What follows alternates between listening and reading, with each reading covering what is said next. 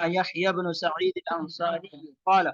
أخبرني محمد بن إبراهيم التيمي أنه سمع علقمة بن وقاص الليثي يقول سمعت عمر بن الخطاب رضي الله تعالى عنه على المنبر يقول سمعت رسول الله صلى الله عليه وسلم يقول إنما الأعمال بالنيات وإنما لامرئ ما نوى فمن كانت هجرة إلى دنيا يصيبها أو إلى امرأة ينكحها فهجرته إلى ما هاجر إليه. بسم اللہ الرحمن الرحیم الحمد للہ رب العالمین والصلاة والسلام علی سید الانبیاء والمرسلین محمد وآلہ وصحبہ اجمعین اما بعد۔ کتاب کو شروع کرانے سے پہلے رؤوس ثمانیہ تمہارے سامنے ذکر کیے جا رہے تھے، اور اس وقت بتایا تھا کہ رؤوس ثمانیہ فی العلم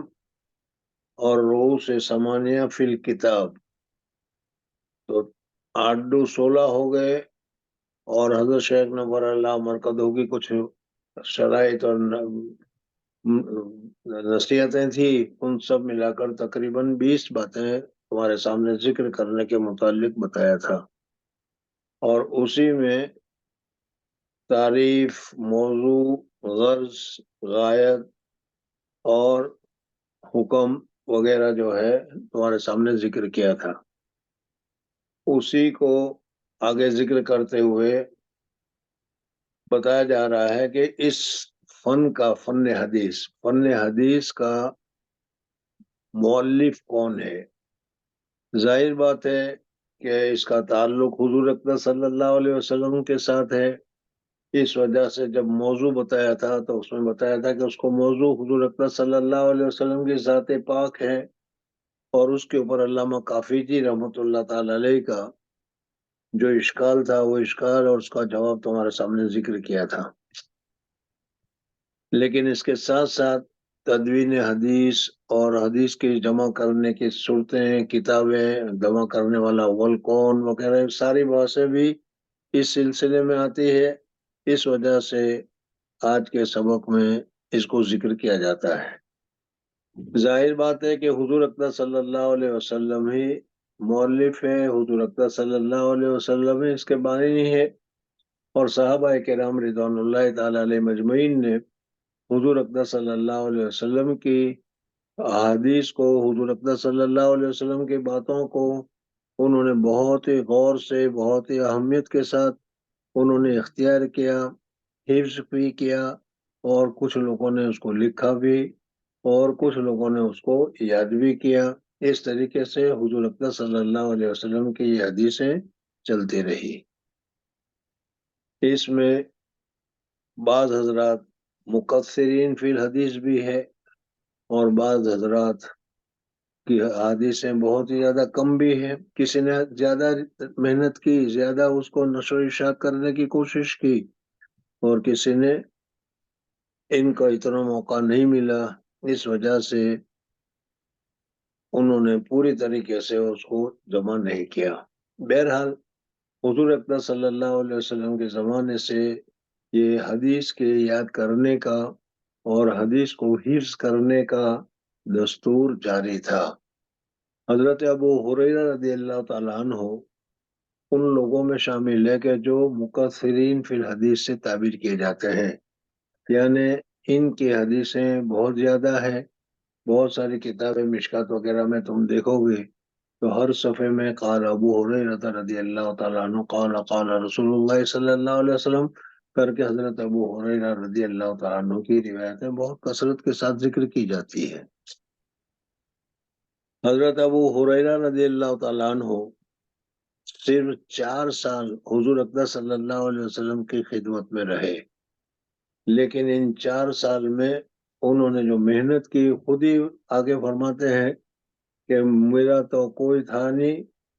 صرف میرا ایک پیٹ تھا، مجھے اس پیٹ کے بھرنے کی فکر ہوتی تھی، وہ بھی کبھی بھرتا تھا کبھی نہیں بھرتا تھا، کبھی بھوکے رہتا تھا، اور بھوکے رہنے کی وجہ سے مجھے چکر آ جایا کرتے تھے، اور بعض حضرات یہ سمجھے کہ مجھے مرگی کی بیماری ہے جس کی وجہ سے چکر آ جاتے ہیں، حالانکہ مرگی وغیرہ کچھ نہیں ہوتا تھا، صرف بھوک کی وجہ سے ہوتا تھا۔ اس وقت ہمارے یہاں اللہ تبارک و تعالیٰ کے فضل و کرم سے حضرت مولانا قاسم صاحب نانوتوی رحمۃ اللہ تعالی علیہ اور ان کے ساتھیوں کی برکت سے دارالعلوم کا قیام ہوا، اور دارالعلوم کو دیکھ کر پھر ہندوستان میں بہت سی جگہ پر جامعات کا قیام ہوا، مدارس کا قیام ہوا، اور اس کے ساتھ ساتھ دارالطلبہ اور کیا ہے کھانے پینے کا سارا انتظام وغیرہ ہو گیا۔ اب اس وقت ہمارا کام صرف حدیثوں کو یاد کرنا ہے، حدیثوں کے ساتھ مشغلہ رکھنا ہے، اور کھانے پینے کا انتظام وغیرہ سارا کا سارا منتظم یا محتمم یا مدارس والے کرتے ہیں۔ حضور اکرم صلی اللہ علیہ وسلم کے زمانے میں بھی مدارس کا تھا، لیکن وہ مدارس آج کل کی طرح نہیں، بلکہ اصحاب صفہ کا ایک چبوترا تھا۔ اس چبوترے پر جو لوگ حضور اکرم صلی اللہ علیہ وسلم سے علم حاصل کرنے کے لیے آتے تھے، یا جو لوگ حضور اکرم صلی اللہ علیہ وسلم کے پاس اپنی اصلاح کے لیے آتے تھے، وہ وہاں پر رہا کرتے تھے، اور ان کے کھانے کا انتظام کچھ نہیں تھا، بلکہ حضور اکرم صلی اللہ علیہ وسلم کے صحابہ کرام اپنے اپنے طور پر کسی نے انگور لا کر جمع کر دیا، کسی نے کھجور لا کر وہاں رکھ دیا، یہی ان کا کھانے کا ہوا کرتا تھا۔ کبھی کبھی تو وہ کھانا برابر آیا بھی کرتا تھا، کھانا مل بھی جایا کرتا تھا، اور بعض مرتبہ اگر صحابہ کرام رضوان اللہ تعالی علیہ مجمعین کے پاس تنگی ہوتی تھی تو کچھ آتا نہیں تھا، تو ایک دو دن بھوکے بھی رہنا پڑتا تھا۔ یہ تھا حضور اکرم صلی اللہ علیہ وسلم کے زمانے میں پڑھنے کا دستور اور پڑھنے کا طریقہ۔ تو یہ جو طریقہ آج کل ہمارے یہاں مدرسہ کا ہے، کوئی نئی بدعت نہیں ہے، بلکہ حضور اکرم صلی اللہ علیہ وسلم کے زمانے میں اصحاب صفہ کے یہاں جو طریقہ تھا اسی طریقے کی اب زیادہ آگے سہولت اور اصلاح ہو گئی، اور اصلاح کا کھانے پینے وغیرہ کا سارا انتظام ہو گیا۔ تو میں یہ بتا رہا تھا کہ حضرت ابو ہریرہ رضی اللہ تعالیٰ عنہ فرماتے ہیں، بہت سارے واقعات ہیں، خود ہی وہ فرماتے ہیں، اور بخاری میں بھی آئے گا آگے چلتے ہوئے، کہ بعض مرتبہ بہت بھوک لگتی تھی، اور بھوک لگنے کی وجہ سے کیا ہے کھانے کا انتظام کچھ نہیں ہوتا تھا، تو میں کبھی حضرت ابوبکر صدیق کے ساتھ ہو جاتا تھا، کبھی حضرت عمر فاروق رضی اللہ تعالیٰ عنہ کے ساتھ ہو جایا کرتا تھا، اور ساتھ ہو کر اس طریقے سے کہ میں کوئی مسئلہ پوچھ رہا ہوں کہ حضرت اس کا کیا مطلب ہے، اس واقعے کا کیا مطلب ہے، اور اس طریقے سے بات کرتے کرتے کرتے کرتے حضرت ابوبکر کے گھر تک پہنچتے تھے، حضرت عمر فاروق رضی اللہ تعالیٰ عنہ کے گھر تک پہنچتے تھے، اور دل میں یہ تھا کہ جب گھر تک پہنچے تو وہ کہیں گے آ جاؤ کچھ کھا لو کچھ پی لو، لیکن ان حضرات کے یہاں بھی حضرت ابوبکر اور حضرت عمر فاروق رضی اللہ تعالیٰ عنہ وغیرہ کے یہاں پر بھی فقر و فاقہ ہی کا دستور تھا، اس وجہ سے کبھی ان کو بلاتے تھے، کبھی ان کو نہیں بلاتے تھے، بلاتے تھے تو کچھ مل جاتا تھا، نہیں بلاتے تھے تو پھر واپس آ جایا کرتے تھے، اور زیادہ بھوک کی وجہ سے چکر آ جایا کرتے تھے، چکر آ کر میں گر جاتا تھا، تو لوگ یہ سمجھتے تھے کہ حضرت ابو ہریرہ رضی اللہ تعالیٰ عنہ کو مرگی کا مرض ہے، حالانکہ مرگی کا مرض نہیں تھا۔ حضرت ابو ہریرہ رضی اللہ تعالیٰ عنہ جو تعریف کرتے ہیں اس میں حضرت جعفر طیار رضی اللہ تعالیٰ عنہ کی تعریف کرتے ہیں، اور وہ فرماتے ہیں کہ حضرت جعفر طیار رضی اللہ تعالیٰ عنہ جس طریقے سے ہم حضرت ابوبکر صدیق، حضرت عمر فاروق وغیرہ سے کچھ مسئلہ پوچھنے کے اعتبار سے ساتھ میں ہو جایا کرتے تھے اور گھر تک پہنچ جایا کرتے تھے، تو وہاں گھر تک پہنچنے کے سلسلے میں ان کے پاس کچھ ہوتا تو کھلاتے تھے، لیکن حضرت جعفر طیار رضی اللہ تعالیٰ عنہ کے متعلق حضرت ابو ہریرہ رضی اللہ تعالیٰ عنہ فرماتے کہ بہت اچھے آدمی تھے، وہ اپنے گھر میں لے جاتے تھے، اور اگر کیا ہے کچھ ہوتا تھا تو وہ پیش کرتے تھے، اور کچھ نہیں ہوتا تھا تو وہ خالی ڈبہ جس میں گھی وغیرہ بھرا ہوا ہوتا تھا وہ خالی ہو گیا تھا وہ ہمیں دے دیا کرتے تھے، ہم اس کو نچوڑ کر صاف کر کے اس کو کھا لیا کرتے تھے۔ بہرحال حضرت ابو ہریرہ رضی اللہ تعالیٰ عنہ نے اس طریقے سے 4 سال تک حضور اکرم صلی اللہ علیہ وسلم کی خدمت میں رہ کر حدیث پاک کو حاصل کیا۔ حضور اکرم صلی اللہ علیہ وسلم بھی ان کے حدیث کے حرص کو، لالچ کو جانتے تھے، آگے حدیث میں تفصیل بھی آئے گی، اور یہ حضور صلی اللہ علیہ وسلم خود فرمائیں گے کہ تیرے حرص کی وجہ سے مجھے معلوم تھا کہ تو ہی یہ سوال کرے گا وغیرہ وغیرہ۔ بہرحال حضرت ابو ہریرہ رضی اللہ تعالیٰ عنہ کی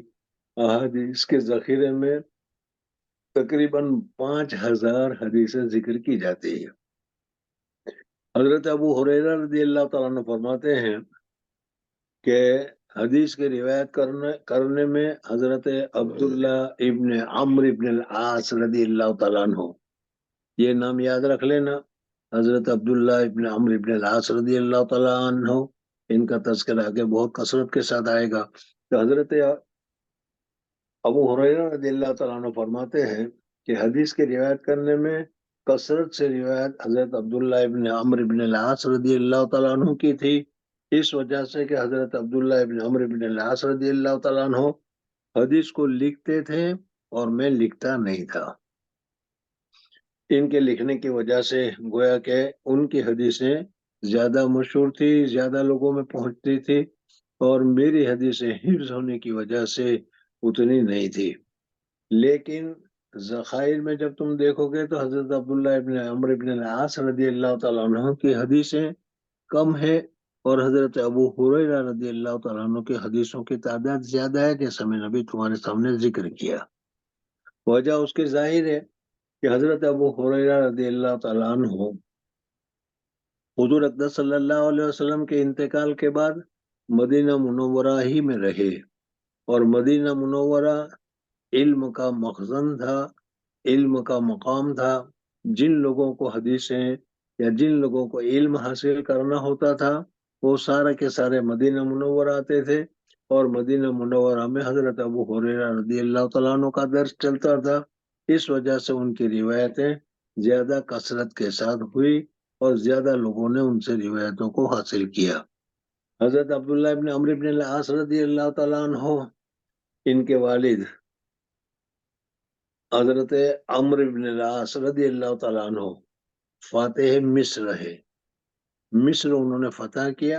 اور مصر کو فتح کرنے کے بعد وہیں پر انہوں نے قیام کیا، اور وہ جگہ جو تھی وہ علمی اعتبار سے معروف اور مشہور نہیں تھی، اس وجہ سے وہاں کم لوگوں نے ان سے حدیثیں حاصل کی۔ اس وجہ سے مکثرین حدیث ہونے کے باوجود ان کے شاگرد کم تھے، اور شاگرد کم ہونے کی وجہ سے ان کی روایتیں کم مشہور ہوئی،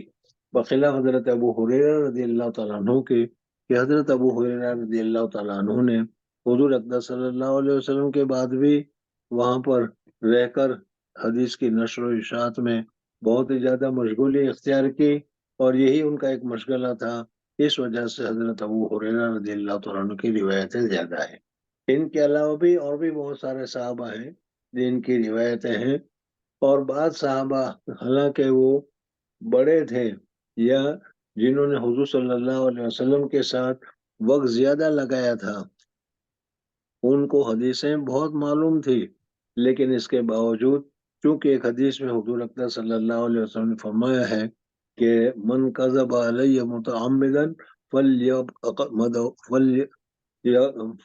مقعدہ من النار، بس چاہیے کہ فلیتبوأ مقعدہ من النار، یہ دو الفاظ آتے ہیں۔ بہرحال فلیتبوأ مقعدہ من النار کی وجہ سے وہ لوگ ڈرتے تھے، اور ڈرنے کی وجہ سے حضور اکرم صلی اللہ علیہ وسلم کی روایتوں کو روایت کرنے میں بہت زیادہ احتیاط کرتے تھے۔ اس وجہ سے حضرت ابو ہریرہ رضی اللہ تعالیٰ عنہ کے مقابلے میں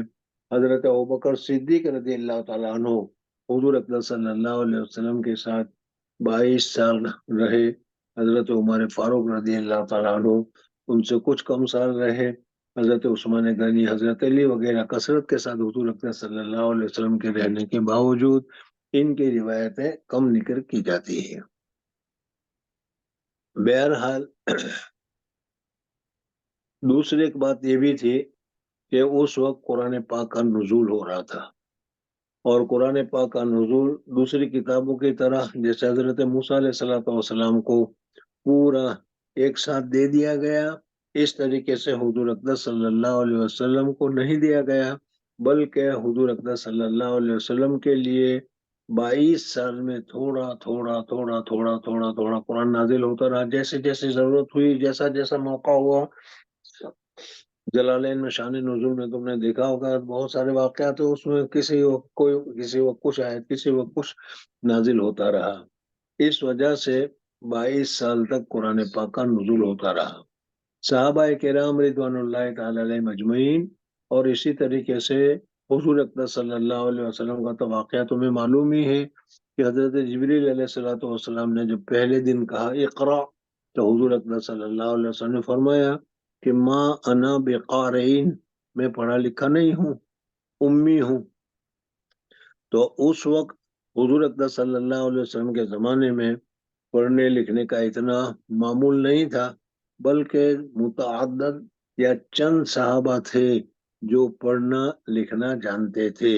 ان میں سے تقریباً 13-14 صحابہ ہیں جن کے نام آتا ہے کہ حضور اقدس صلی اللہ علیہ وسلم کے پاس جب وہی نازل ہوتی تھی تو حضور اقدس صلی اللہ علیہ وسلم ان کو بلاتے تھے، اور بلا کر جو حدیث نازل ہوئی اس کو لکھوا لیا کرتے تھے۔ اس وقت جیسا کہ آج کل ہمارے پاس یہ کتابیں یا کاغذات وغیرہ ہیں، اس طریقے سے وہ کاغذات وغیرہ کا بھی، لکھنے کا بھی، چھپنے وغیرہ کا بھی کوئی انتظام نہیں تھا۔ اس وجہ سے کبھی ہڈی کے اوپر لکھ لیا گیا، کبھی پٹھے کے اوپر لکھ لیا گیا، کبھی پتے کے اوپر لکھ لیا گیا۔ اس طریقے سے قرآن پاک کو حضور اقدس صلی اللہ علیہ وسلم لکھوا لیا کرتے تھے۔ حضور اقدس صلی اللہ علیہ وسلم کی جو حدیثیں ہیں، اس وقت بھی حدیثیں حضور اقدس صلی اللہ علیہ وسلم ارشاد فرماتے تھے، صحابہ کرام رضوان اللہ تعالی علیہ مجمعین اس کو یاد کر لیا کرتے تھے، اس کو حفظ کر لیا کرتے تھے۔ ایک حدیث سے معلوم ہوتا ہے کہ حضور اقدس صلی اللہ علیہ وسلم نے لکھنے سے منع فرمایا تھا۔ اس وجہ سے کیا ہے، عام متن لکھنے کا دستور نہیں تھا، اور لکھنے کا منع اس وجہ سے فرمایا کہ اس وقت قرآن پاک بھی نازل ہو رہا تھا، قرآن پاک بھی لکھا جا رہا تھا، اور اس طریقے سے اگر حدیث لکھی جاتی تو قرآن پاک کے ساتھ ادغام ہو جاتا، اور قرآن پاک کے ساتھ وہ مخلوط ہو جاتی، قرآن پاک میں کیا ہے کچھ زیادتی ہو جاتی۔ اس وجہ سے حضور اقدس صلی اللہ علیہ وسلم نے قرآن کو لکھنے کا اہتمام کیا، اور صحابہ کرام رضوان اللہ تعالی علیہ مجمعین کو حدیث کو لکھنے سے منع فرمایا۔ یعنی عام متن جس طریقے سے قرآن پاک کو لکھنے کا اہتمام تھا، اس اہتمام کے ساتھ حدیث کو لکھنے کا اہتمام نہیں کیا گیا۔ ہاں، دو باتیں یہاں پر یاد رکھیں۔ ایک تو یہ ہے کہ صحابہ کرام رضوان اللہ تعالی علیہ مجمعین کا حافظہ اللہ تبارک و تعالیٰ نے بہت رکھا تھا۔ بہت سارے ایسے واقعات تمہیں کتابوں میں ملیں گے کہ جس سے معلوم ہوتا ہے کہ ان کا حافظہ جو تھا بہت ہی زیادہ پختہ تھا، وہ سن کر اس کو اچھی طریقے سے یاد کر لیا کرتے تھے۔ ایک واقعہ ویسے ہی بتا دو کہ کوئی بادشاہ تھا اس زمانے میں، یعنی صحابہ کے بعد کا دور کا واقعہ ہے، یعنی اس زمانے میں بھی حافظے کا یہ حال تھا کہ ایک بادشاہ تھا، اس کو ایک مرتبہ اگر وہ سن لے تو اس کو یاد ہو جاتا تھا۔ اس کی ایک باندی تھی، وہ باندی اگر 2 مرتبہ سن لے تو اس کو یاد ہو جاتا تھا۔ اس کا غلام تھا، وہ اگر 3 مرتبہ سنے تو اس کو یاد ہو جایا کرتا تھا۔ ظاہر بات ہے کہ اس زمانے میں بادشاہوں کی تعریف کرنے کے لیے اشعار وغیرہ پڑھنے پڑھانے کے لیے لوگ آیا کرتے تھے۔ اشعاروں کا بہت زیادہ دستور تھا۔ بادشاہ نے اعلان کر رکھا تھا کہ اگر کوئی آدمی کوئی ایسی اشعار کو بیان کرے کہ جو میں نے نہیں سنی، جدید ہو، نئی ہو، تو وہ جس چیز کے اوپر وہ لکھی ہوئی ہوگی اس کے وزن کے برابر ان کو سونا دیا جائے گا۔ ظاہر بات ہے اس اعلان کے بعد اس زمانے کے جو شعراء تھے وہ بہت زیادہ کیا ہے انعام کو حاصل کرنے کے لیے، غربت کو دور کرنے کے لیے بادشاہ کے پاس آ کر اشعار سناتے تھے۔ اشعار بادشاہ کے پاس آ کر اشعار سنا دیے اس نے، اور ابھی میں نے بتایا کہ اس بادشاہ کی خصوصیت یہ تھی کہ وہ ایک مرتبہ اگر سن لیتا تھا تو اس کو یاد ہو جاتی تھی، تو وہ کہتا تھا کہ آپ نے جو اشعار پڑھی وہ تو میں نے سنی ہوئی ہے، اگر تم نہیں مانتے تو دیکھو میں تمہارے سامنے پڑھ دیتا ہوں۔ اور چونکہ ایک مرتبہ سن کر اس کو پورا یاد ہو جاتا تھا، اس وجہ سے وہ پڑھ دیتا تھا۔ اس وجہ سے شاعر سمجھتا تھا کہ واقعی میں کیا ہے، یہ اشعار جو ہیں بادشاہ نے سنے ہوئے ہیں، اس لیے وہ جدید نہیں ہے، اور جدید نہ ہونے کی وجہ سے انعام کا سوال پیدا نہیں ہوتا۔ بادشاہ نے سنا دیا، پھر اس کے بعد وہ کہتا تھا کہ دیکھو اگر تمہیں شبہ ہو کہ میں نے تو یہ پہلی مرتبہ کہا ہے، تو یہ تمہارا شبہ غلط ہے، اکیلا مجھے یاد نہیں ہے، یہ میری باندی ہے، اس باندی کو پوچھو، وہ بھی اس نے بھی سنا ہوا ہے، وہ بھی ابھی پڑھ دے گی۔ چنانچہ ایک مرتبہ شاعر نے پڑھا، دوسرا مرتبہ بادشاہ نے پڑھا، 2 مرتبہ سن لیا تھا اس لیے اس کو یاد ہو گیا تھا، تو اس نے بھی اس کو سنا دیا۔ باندی نے سنانے کے بعد اب بادشاہ کہتا تھا کہ تجھے یہ معلوم ہوگا کہ بھئی شاید اس کو ویسے ہی یاد ہوگا، یا اس نے ویسے ہی سنا ہوگا، تمہیں کوئی شک اور شبہ ہو تو میرا یہ غلام ہے، اس غلام نے بھی سنا ہے اور غلام بھی پڑھ دے گا۔ چنانچہ ایک مرتبہ شاعر نے پڑھا، ایک مرتبہ کیا ہے بادشاہ نے پڑھا، دوسری مرتبہ وہ باندی نے پڑھا، 3 مرتبہ پڑھ لیا تھا، اس وجہ سے اس کو یاد ہو گیا تھا، اس وجہ سے چوتھی مرتبہ وہ بھی پورا پڑھ لیا کرتا تھا۔ اس وجہ سے جو بھی شاعر آتا تھا وہ بیچارہ انعام وغیرہ سے محروم رہ جایا کرتا تھا۔ لیکن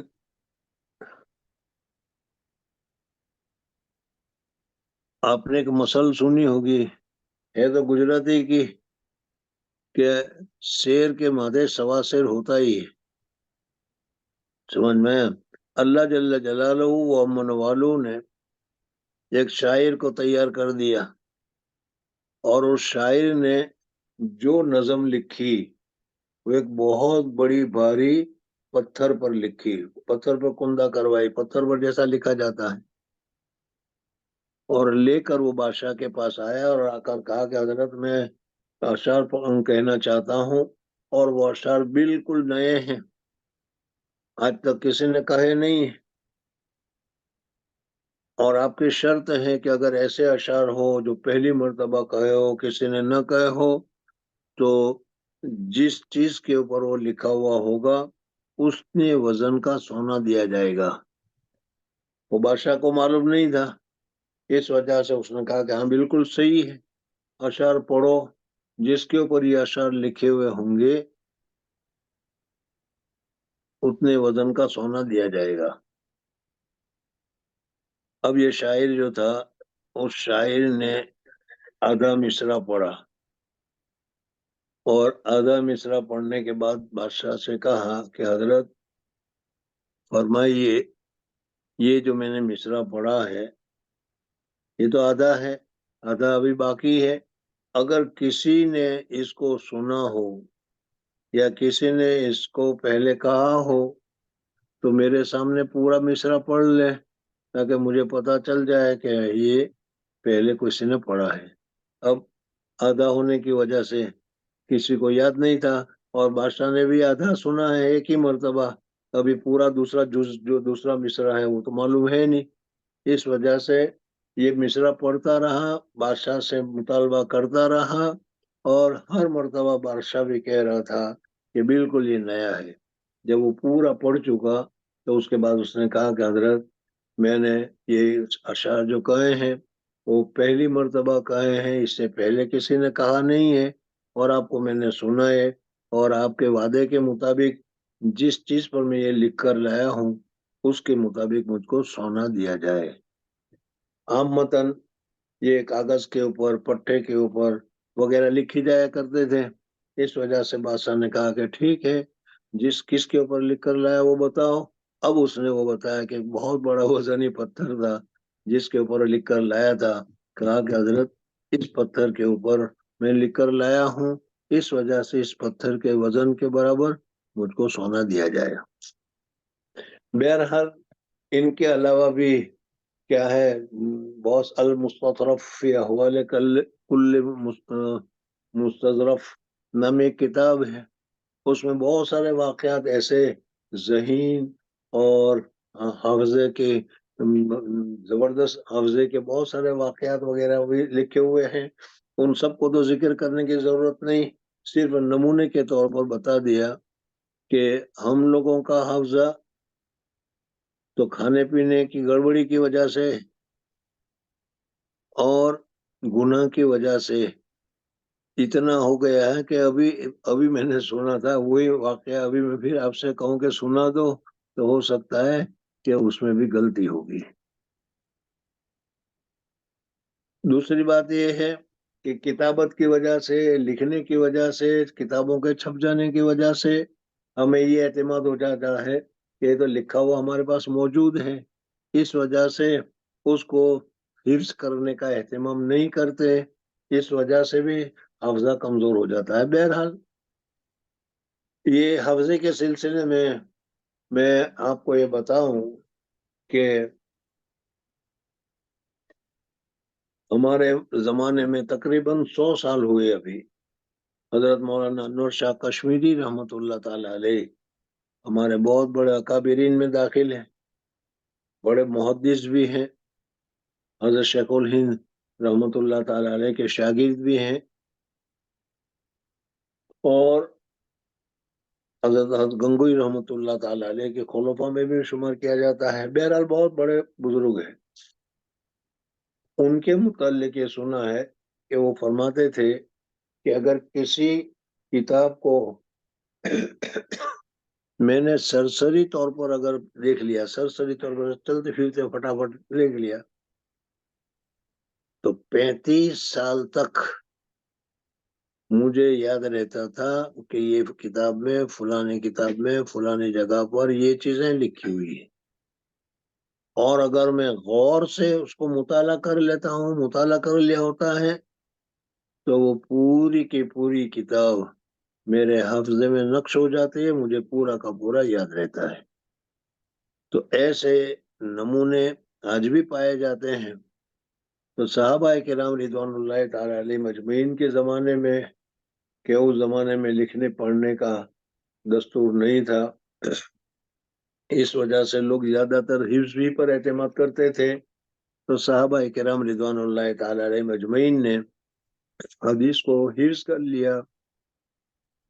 حدیث کو یاد کر لیا، اور حدیث کو یاد کرنے کے بعد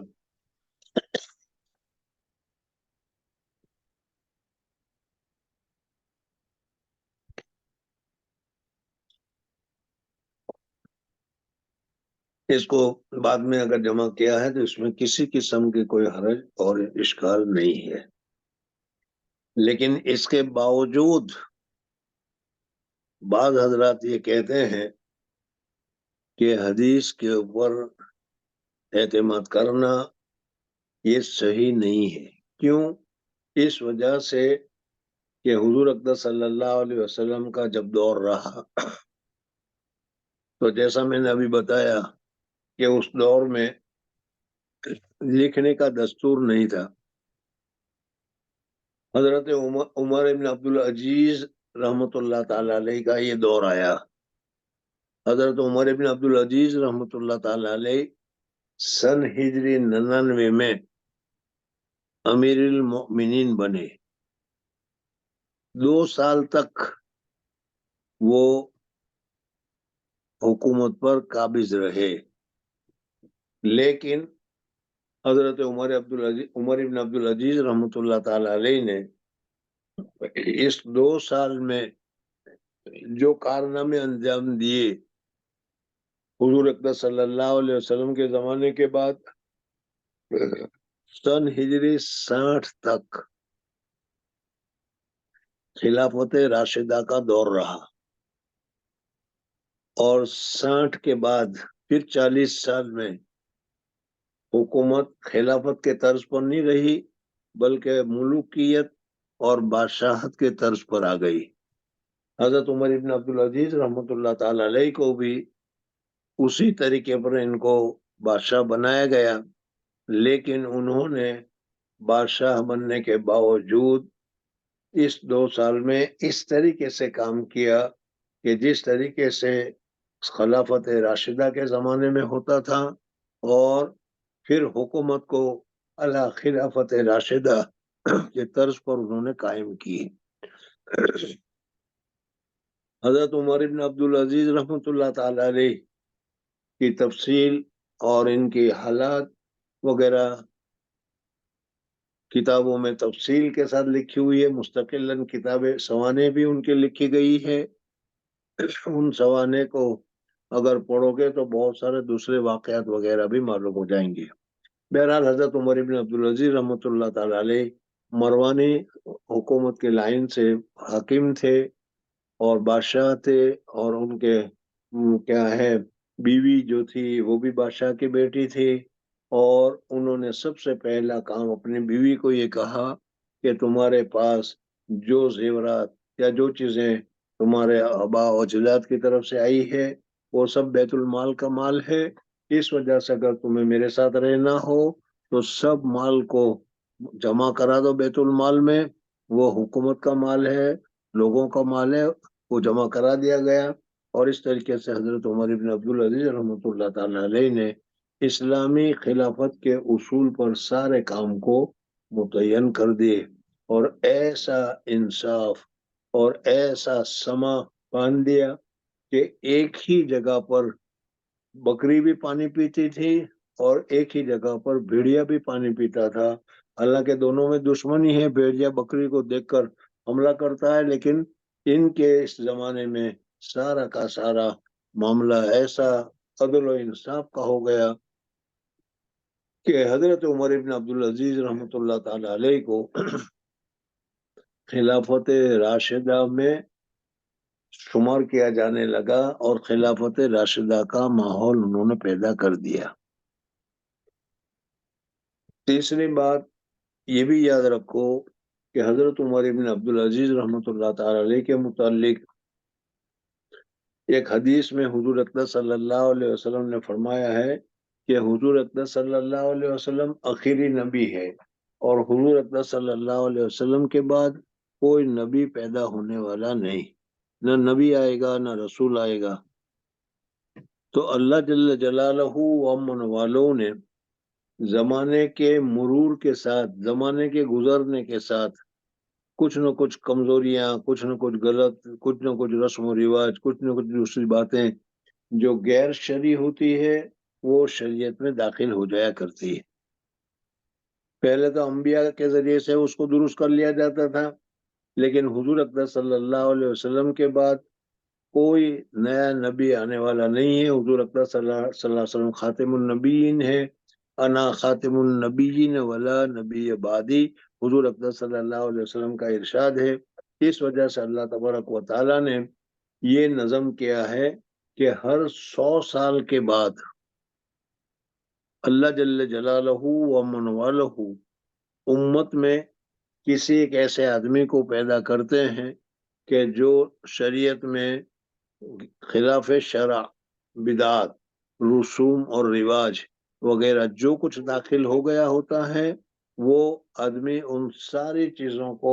ختم کر کے پھر سے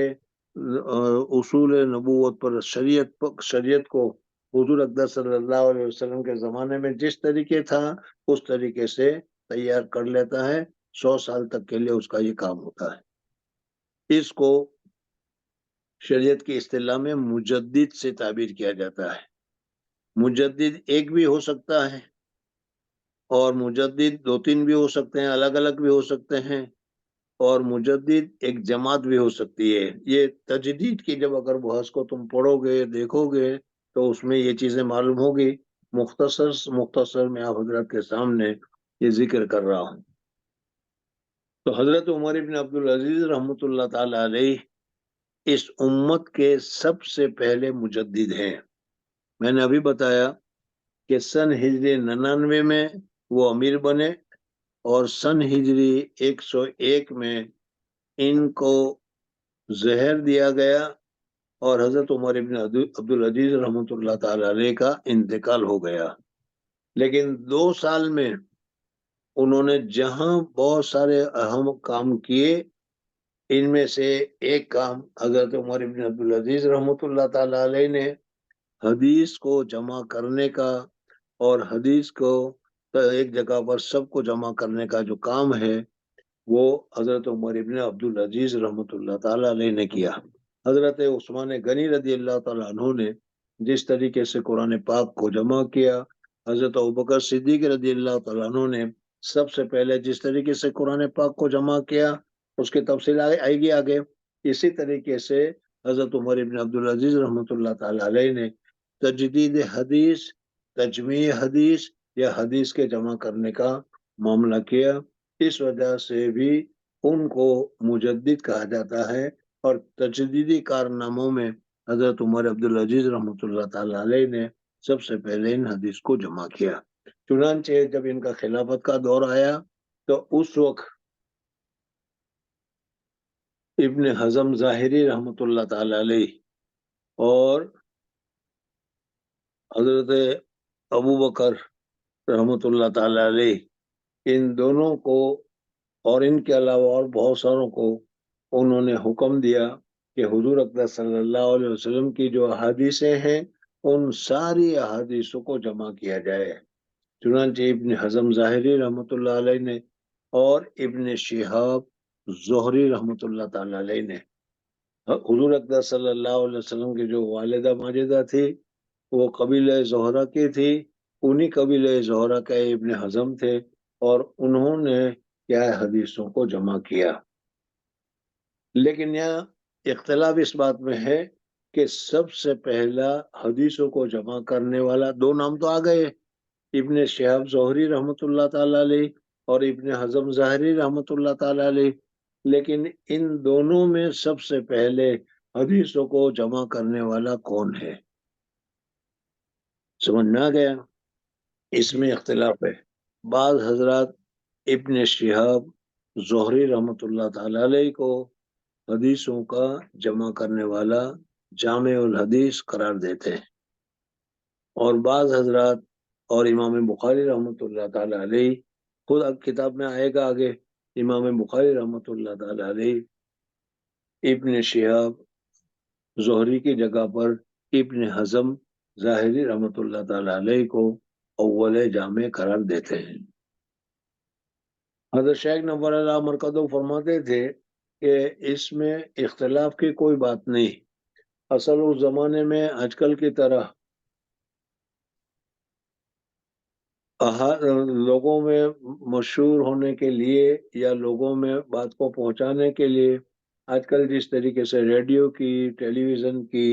یا آج کل میں جس طریقے سے آن لائن کی یہ جو سہولتیں ہیں، اس قسم کی سہولتیں نہیں تھی۔ ایک جگہ سے دوسری جگہ تک خبر پہنچنے کے لیے گھنٹوں لگ جاتے تھے، مہینوں لگ جاتے تھے، دنوں لگ جاتے تھے، تب جا کر کیا ہے اطلاع پہنچا کرتی تھی۔ اور یہ بات بالکل صحیح ہے۔ آج کل تو پوری کی پوری دنیا بہت ہی مختصر ہو گئی ہے، ایک محلے کی طرح ہو گئی ہے، ایک گاؤں کی طرح ہو گئی ہے۔ اگر کہیں پر کوئی بات ہوتی ہے تو اسی وقت پوری دنیا میں پھیل جایا کرتی ہے۔ انٹرنیٹ اور اسی طریقے سے ریڈیو، اور ریڈیو کی یہ سارے مواصلاتی سارا جو نظام ہے، اس نظام کی وجہ سے دنیا کے کسی کونے میں بھی اگر کوئی بات ہوگی تو اسی منٹ میں پوری دنیا میں وہ بات پھیل جائے گی، آپ حضرات کو معلوم ہے۔ ورنہ خود ہمارا زمانہ جو تھا، جس زمانے میں ہم لوگ پڑھے اور جس زمانے میں ہم لوگ فارغ ہوئے، اس وقت فون تو تھا، لیکن فون کا نظام بھی اتنا پکا اور اتنا اچھا نہیں تھا۔ اس کی مثال میں یہ بتاؤں کہ بعض مرتبہ ہم سفر کے لیے نکلتے تھے، کبھی سفر کے لیے حج کے لیے گئے، کبھی سفر کے لیے مصر گئے کتابوں کے سلسلے میں، لبنان گئے کتابوں کے سلسلے میں، تو گھر والوں کو اطلاع دینی ہوتی تھی کہ میں خیریت سے پہنچ گیا، تو پھر ایک ہی راستہ تھا، اور وہ راستہ تار کا تھا، تار۔ ابھی تم سمجھو کہ تار کیا ہے، اس کی تفصیلات بتانا جائیں گے تو اور زیادہ مشکل ہو جائے گی. لیکن کیا ہے، وہ ڈاک خانے میں جا کر تار کرتے تھے، اس تار کے ذریعے سے وہ تار پہنچتا تھا، تو وہ تقریباً دوسرے تیسرے دن جا کر وہ پہنچتا تھا. حالانکہ بہت زیادہ اس کا اہتمام تھا. آج کل یہ حالت ہے کہ ہم موبائل کی وجہ سے ادھر ایئرپورٹ پر اترے اور موبائل سے فٹافٹ اطلاع کر دی، اسی وقت گھر پر پتہ چل جاتا ہے کہ میں پہنچا یا نہیں پہنچا. آپ حضرات بھی جانتے ہیں یہ مواصلات کی سہولت کی وجہ سے ہے. تو حضرت شیخ نور اللہ مرکزو فرماتے تھے کہ آج کل جو مواصلات کی سہولت ہیں وہ سہولتیں اس زمانے میں نہیں تھی. ابن شہاب زہری اور ابن حزم ظاہری یہ دونوں ایک ہی زمانے میں تھے. ایک کا انتقال 120 ہجری میں ہوا ہے اور دوسرے کا انتقال 125 میں ہوا ہے. 4-5 سال ہی کا فرق ہے. اور ایک یہاں رہتے تھے، ایک دوسری جگہ رہتے تھے. اس وجہ سے کس نے پہلے جمع کیا وہ صحیح نہیں ہے. ہر ایک جگہ کا اپنے اپنے طور پر انہوں نے ذکر کیا. اس وجہ سے کسی نے ابن شہاب زہری کو کہہ دیا، کسی نے ابن حزم ظاہری رحمۃ اللہ علیہ کو کیا کہ انہوں نے حدیث کو جمع کیا، اور یہ اول جامع یہ ہے. ان کے علاوہ اگر تم کتاب کا مطالعہ کرو گے تو اس میں کسی جگہ پر امام مالک کو اول جامع قرار دیا گیا ہے، کسی جگہ پر امام بخاری کو بھی اول جامع قرار دیا گیا ہے. تو یہ بھی اپنی جگہ پر صحیح ہے، لیکن اس کی تفصیل یہ ہے کہ ابن شہاب زہری رحمۃ اللہ تعالی علیہ اور ابن حزم ظاہری رحمۃ اللہ تعالی علیہ نے تو تمام حدیثوں کو اکٹھا ایک جگہ پر جمع کر دیا. اب پھر اس کے بعد اس میں الگ الگ تفصیلات ہوتی رہی. کسی نے سنتوں کو جمع کیا، کسی نے سنتوں کو ذکر کیا، کسی نے ثلاثیات کو جمع کیا، کسی نے دوسرے جمع کیا، صحیح حدیثوں کو جمع کیا، وغیرہ وغیرہ. اس طریقے سے یہ ہوتا رہا. تو ابتدا میں سن ہجری 120 تک، یعنی 99 سے لے کر 120 تک جو حدیثوں کو جمع کیا گیا، ان میں اول جامع میں یہ دو حضرات کا نام آتا ہے، ابن شہاب زہری اور ابن حزم ظاہری رحمۃ اللہ تعالی علیہ. اور پھر اس کے بعد 120 سے لے کر 150 تک حضرت امام مالک نے، اور اسی طریقے سے عبداللہ ابن مبارک رحمۃ اللہ تعالی علیہ نے وغیرہ نے حدیث کی تفصیلات کو اور ترجیحات کو وغیرہ کو جمع کرنا شروع کیا، اور انہوں نے کتابیں لکھنی شروع کی. اس وجہ سے ان کو کہا. امام بخاری رحمۃ اللہ تعالی علیہ نے ساری صحیح حدیثوں کو، اکثر جو حدیثیں جو تھی انہوں کو جو یاد تھی 6 لاکھ حدیثیں یاد تھی، اس میں سے امام بخاری رحمۃ اللہ تعالی علیہ نے اس بخاری کو ذکر کیا جس میں تقریباً 7,000 حدیثیں ذکر کی جاتی ہے. تو یہ امام بخاری رحمۃ اللہ تعالی علیہ نے ساری حدیثوں کو، صحیح حدیثوں کو ایک جگہ پر جمع کیا. اس وجہ سے صحیح حدیثوں کو جمع کرنے والے یہ اول ہوئے. اس وجہ سے ان کا نام بھی اول و جامع میں بھی ذکر کیا جاتا ہے. اسی طریقے سے عبداللہ ابن مبارک بھی ہے، اسی طریقے سے امام مالک رحمۃ اللہ تعالی علیہ بھی ہے. میرے خیال سے اول جامع کی تفصیلات اور بھی بہت ساری ہے، لیکن یہ مختصر سی جو ہے میں نے ابھی تمہارے سامنے ذکر کی، یہ سمجھ میں آ گئی ہوگی. ٹھیک ہے. اب ایک دوسرا اشکال اس پر یہ باقی رہ جاتا ہے کہ حدیث کو معتبر مانا جائے یا حدیث کو معتبر نہ مانا جائے. اس سلسلے میں بھی مختلف فرقے، مختلف جماعتیں ہو گئی. ایک جماعت نے تو کہہ دیا کہ حضور اقدس صلی اللہ علیہ وسلم کے بعد 100 سال کے بعد حضرت عمر ابن عبدالعزیز رحمۃ اللہ تعالی علیہ کے ارشاد کی وجہ سے یہ حدیث جمع کی گئی ہے، اور 100 سال کا زمانہ کوئی مختصر سا زمانہ نہیں ہوتا. اس وجہ سے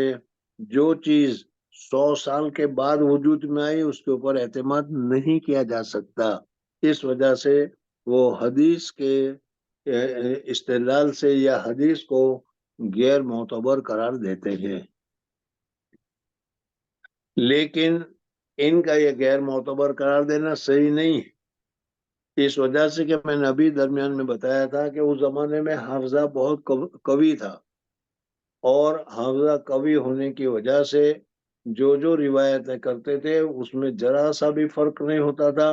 حضرت ابو ہریرہ رضی اللہ تعالیٰ عنہ کا بھی بعض مرتبہ امتحان لیا گیا، ایک مرتبہ ان سے کچھ حدیثیں پڑھی گئی، اور کچھ مہینوں کے بعد پھر دوبارہ مجلس کی گئی، اور اس مجلس میں پھر ان سے وہ حدیثیں پڑھائی گئی، اور جو پہلی مرتبہ انہوں نے پڑھی تھی اس کو دیکھا گیا تو کسی میں ایک لفظ کا بھی فرق نہیں ہوا، جو پہلے بیان کیا تھا بے نہیں وہی کا وہی تھا۔ اس وجہ سے حدیث کو غیر معتبر قرار دینا یہ صحیح نہیں۔ ان کے علاوہ بھی بہت سارے حضرات حدیث کو غیر معتبر قرار دیتے ہیں اور کہتے ہیں القرآن و یکفینا، قرآن ہمارے لیے کافی ہے۔ یہ حضرات صاحب قرآن کہلائے۔ بعض حضرات بالکل اس کے خلاف گئے اور انہوں نے کہا کہ حدیث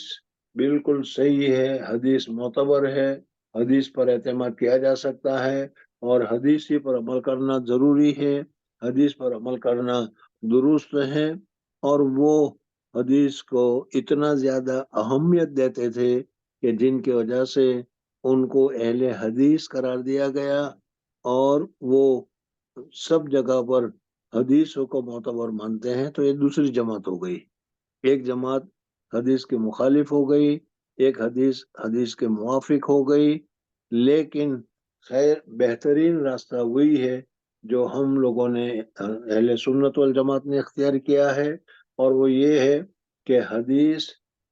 بالکل غیر معتبر بھی نہیں ہے، ہاں غیر معتبر بھی ہوئی ہے، لیکن اس میں اللہ تبارک و تعالیٰ نے ایسے آدمیوں کو پیدا کیا کہ جنہوں نے موضوع، ضعیف، کمزور وغیرہ حدیثوں کو الگ کر کے نکال دیا اور صحیح حدیثوں کو بالکل جمع کر دیا، جیسے امام بخاری رحمۃ اللہ تعالیٰ علیہ، امام مسلم رحمۃ اللہ تعالیٰ علیہ، اور ان کے علاوہ دوسرے محدثین ہیں کہ جنہوں نے حدیثوں کو صاف کیا، اور جو حدیثیں غلط لوگوں نے داخل کر لی تھی ان کو نکال دیا۔ اس وجہ سے حدیث کو اعتماد کرنا اور حدیث پر عمل کرنا لازم اور ضروری ہے۔ غرض اور غایت جو میں نے بتائی تھی اس میں ایک غرض یہ بھی بتائی تھی کہ حدیث کے اوپر حضور اقدس صلی اللہ علیہ وسلم کے ارشادات کو جاننا، سمجھنا اور اس کے اوپر عمل کرنا،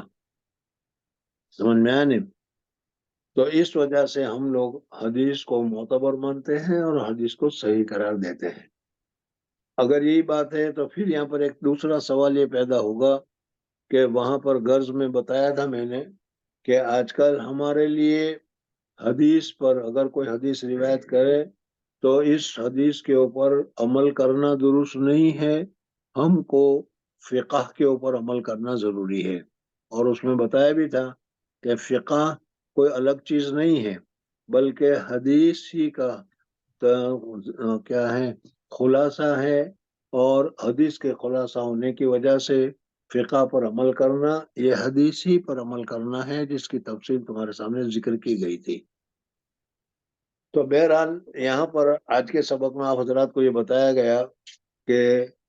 حدیث کا جمع کرنے والا کون، صحابہ کرام حضور اقدس صلی اللہ علیہ وسلم اول جامع ہیں، پھر اس کے بعد صحابہ کرام رضوان اللہ تعالیٰ علیہ مجمعین نے اپنی محنت سے، اپنے حفظے سے حدیثوں کو حفظ کیا، یاد کیا اور حدیثوں کو یاد رکھا۔ اور حضرت عمر ابن عبدالعزیز رحمۃ اللہ علیہ کا جب دور آیا تو حضرت عمر ابن عبدالعزیز رحمۃ اللہ تعالیٰ علیہ نے حدیث کو جمع کرنے کا تمغہ اور شرافت حاصل کی، جس کی وجہ سے کیا ابن شہاب زہری نے اور ابن حزم ظاہری رحمۃ اللہ تعالیٰ علیہ نے حدیثوں کو جمع کیا۔ پھر اس کے بعد اس حدیثوں میں الگ الگ تصحیح اور کیا تہذیب ہوتی رہی۔ کسی نے صرف سنن کو کتاب میں نقل کیا، اس کی وجہ سے اس کو سنن سے تعبیر کیا گیا، جیسے سنن نسائی، سنن ابو داؤد وغیرہ۔ اس میں جو چیزیں تھیں انہوں نے ان سب کو جمع کیا، اور کسی نے اور بھی اس میں وسعت پیدا کی، اور وسعت پیدا کرنے کے بعد کیا ہے انہوں نے حدیثوں میں دوسری چیزوں کو بھی جمع کیا. اور میں نے پہلے بتایا بھی تھا تمہیں کہ محدثین کے یہاں جو یہ ساری کی ساری تقسیم ہے، اس تقسیم کے اعتبار سے جو ذکر کیا جاتا ہے تو 8 چیزوں کو ذکر کیا جاتا ہے. جس کتاب میں یہ 8 چیزیں ذکر کی گئی ہو اس کو جامع سے تعبیر کیا جاتا ہے. بخاری جامع ہے، ترمذی بھی جامع ہے، اور اس کی وجہ سے اس کو جامع سے تعبیر کیا جائے گا. وہ بخاری کا میں نام بتاؤں گا، اس میں آئے گا وہ جامع کسے کہتے ہیں. جامع اس کتاب کو کہتے ہیں کہ جس میں 8 مضامین کو ذکر کیا گیا ہو، اور اس 8 مضامین میں ایک جو ہے وہ تفسیر بھی ہے. امام مسلم رحمۃ اللہ تعالی علیہ کی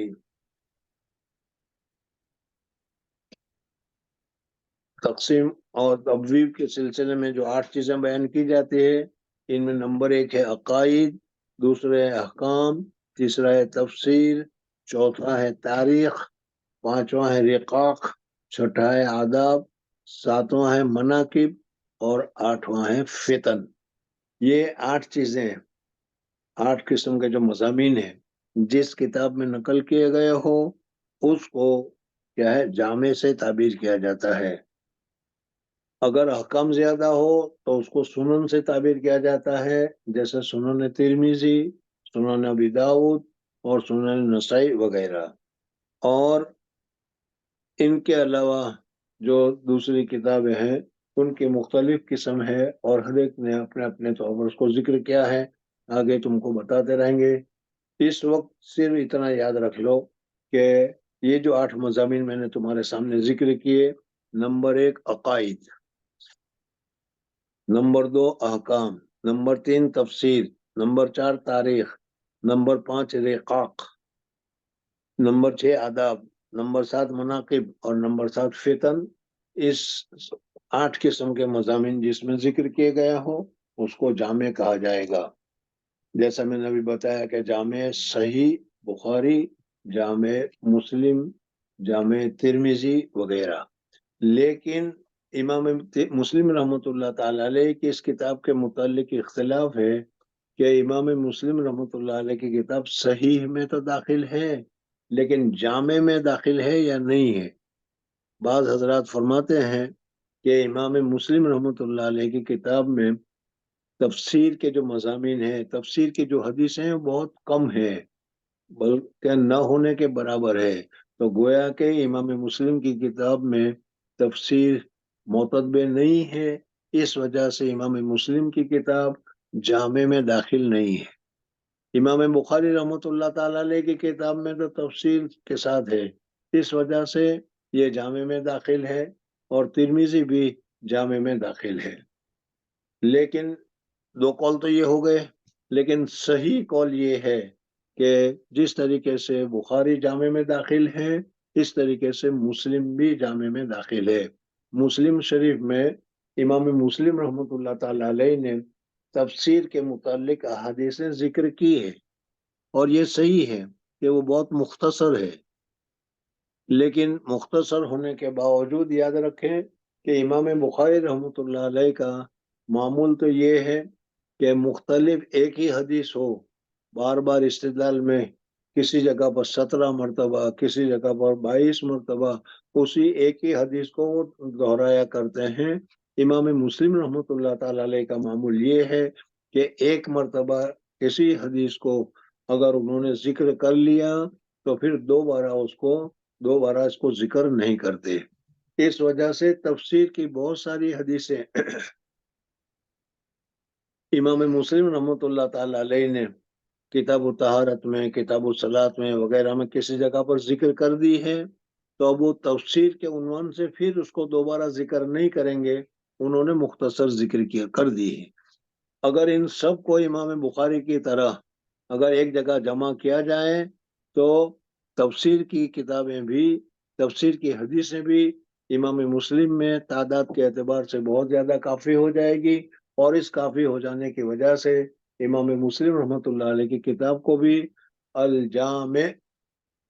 الصحیح المسلم کہا جائے گا. جیسے بخاری کو الجامع اور ترمذی کو الجامع سے تعبیر کیا جاتا ہے۔ اب اس کے بعد مقدمات میں سب سے زیادہ ایک اہم بحث باقی رہ گئی، اور وہ یہ ہے کہ اس کا درجہ کیا ہے۔ حدیث کا جو درجہ ہے ہمارے یہاں فضیلت کے اعتبار سے تو یہ قرآن پاک کے بعد ہے۔ سب سے پہلا درجہ قرآن پاک کا ہے، اور قرآن پاک کے بعد دوسرا نمبر کا درجہ جو ہے وہ حدیث کا ہے، سمجھ میں۔ اور عمل میں بھی میں نے بتایا کہ جس طریقے سے قرآن پاک پر عمل کرنا ضروری ہے، اس طریقے حدیث پاک پر بھی عمل کرنا ضروری ہے۔ اور وہ مجتہدین نے، چاہے وہ اجتہاد کرنے والے امام ابو حنیفہ ہو یا ان کے شاگرد ہو، یا امام ابو شافعی ہو، امام مالک، امام احمد ابن حنبل رحمۃ اللہ تعالیٰ علیہ ہو، انہوں نے اپنے اپنے اجتہاد کے ساتھ جن مسائل کو انہوں نے ذکر کیا ہے، ان مسائل کا ماننا یہ ضروری ہے۔ اس وقت اگر کوئی اہل حدیث کی طرح اگر آ کر کہے کہ یہ صحیح حدیث ہے، اس کے اوپر عمل کرو، تو ہمارے لیے اس کے اوپر عمل کرنا درست نہیں۔ کیوں؟ اس وجہ سے کہ حدیث کے لیے بہت ساری چیزوں کا جاننا ضروری ہے، مطلب کا جاننا ضروری ہے، حکم کا جاننا ضروری ہے، اور وہ ہمارے پاس اس کا اتنا علم نہیں ہے۔ اس وجہ سے ہمیں امام ابو حنیفہ رحمۃ اللہ تعالی علیہ، جو ہمارے اعتبار سے ان ساری چیزوں میں اجتہاد میں سب سے اعلیٰ اور اونچے درجے کے اوپر تھے، اس وجہ سے امام ابو حنیفہ رحمۃ اللہ تعالی علیہ کی تقلید کرنا، امام شافعی کی، امام احمد ابن حنبل کی، امام مالک کی تقلید کرنا ضروری ہے۔ مجتہدین یہ چار معتبر ہیں، ان چار کے علاوہ دوسرے بھی بہت سارے مجتہدین گزرے ہیں۔ امام اوزاعی رحمۃ اللہ تعالی علیہ وہ بھی امام تھے، اور اسی طریقے سے سفیان ابن عیینہ اور عبداللہ ابن مبارک اور بھی بہت سارے مجتہدین گزرے ہیں، لیکن ان کا جو مسلک تھا وہ زیادہ چلا نہیں، اور امام ابو حنیفہ رحمۃ اللہ تعالی علیہ کا جو مسلک ہے اس کی پوری تفصیل کے ساتھ لوگوں کے پاس آیا۔ اس وجہ سے امام ابو حنیفہ کی تقلید کرنا یا امام شافعی کی تقلید کرنا، امام مالک کی تقلید کرنا، یہ ہمارے لیے لازم و ضروری ہے۔ پورے دنیا میں سب سے زیادہ تابع دار، اتباع کرنے والے امام ابو حنیفہ رحمۃ اللہ تعالی علیہ کے ہیں، اور فقہ میں تفصیل کے ساتھ ذکر کیا گیا ہے کہ امام ابو حنیفہ رحمۃ اللہ تعالی علیہ کا جو فقہ اجتہاد کا جو طریقہ تھا وہ عین سنت کے مطابق تھا۔ اس وجہ سے آخری زمانے میں جب حضرت امام حضرت کیا ہے عیسیٰ علیہ السلام کا دوبارہ جب نزول ہوگا، اور حضرت عیسیٰ علیہ السلام جب اجتہاد کریں گے، تو وہ اجتہاد ان کا امام ابو حنیفہ رحمۃ اللہ علیہ کے اجتہاد کے مطابق ہوگا۔ اس وجہ سے امام ابو حنیفہ رحمۃ اللہ علیہ کا مسلک قیامت تک کے لیے جاری رہے گا۔ تفصیل حدیث فقہ کی کتابوں میں ہے، مبادیات فقہ میں بھی میں نے کچھ ذکر کیا ہے، جس چاہے تو اس کو دیکھ لینا۔ امام شافعی رحمۃ اللہ تعالی علیہ کے ماننے والے مصر وغیرہ میں بہت کثرت کے ساتھ ہیں۔ سعودیہ میں امام احمد ابن حنبل رحمۃ اللہ علیہ کے ماننے والے ہیں۔ امام مالک رحمۃ اللہ علیہ کے ماننے والے کیا ہیں، المراقش وغیرہ میں پائے جاتے ہیں۔ بہرحال امام ابو حنیفہ رحمۃ اللہ تعالی علیہ کے تابع دار بہت زیادہ کثرت کے ساتھ ہیں۔ اس وجہ سے امام ابو حنیفہ رحمۃ اللہ علیہ کا مسلک مدون بھی ہوا، اور سب جگہ جزیات وغیرہ پھیل بھی گئے۔ اس وجہ سے ان کے اوپر عمل آج ہمارے لیے اس فقہ کے اوپر عمل کرنا ضروری ہے۔ براہ راست حدیث پر عمل کرنا وہ غیر متحد کے لیے درست نہیں ہے۔ بہرحال یہ چند باتیں تھی جو آپ کے سامنے ذکر کی گئی، ان کے علاوہ بھی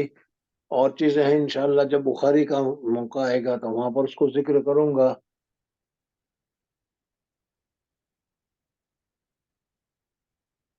میرے خیال سے رؤوس ثمانیہ میں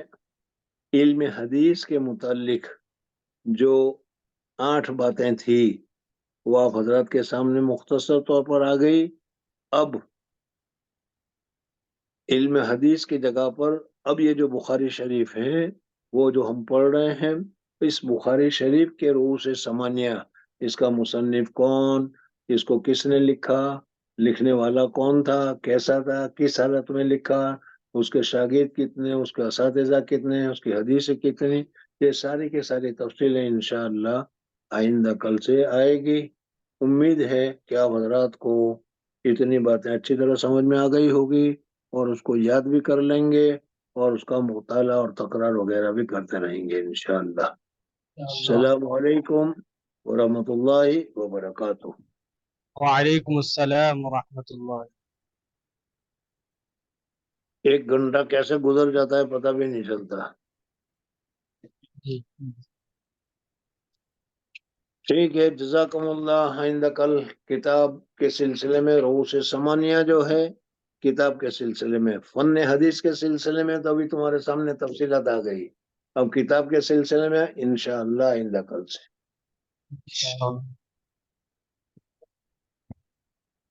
سوری، کمزوری کی وجہ سے ذرا بولنے میں تکلیف ہو رہی ہے، آپ حضرات کو محسوس بھی ہو رہا ہوگا،